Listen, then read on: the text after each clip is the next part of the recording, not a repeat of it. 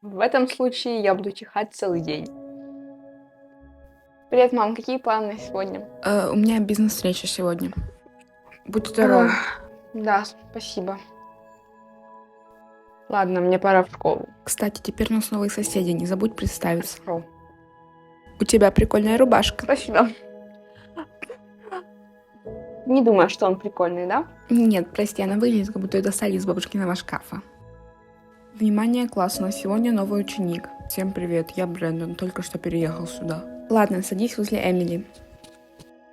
Приятно познакомиться. Мне вообще все равно. У тебя корона или что? Нет, просто аллергия.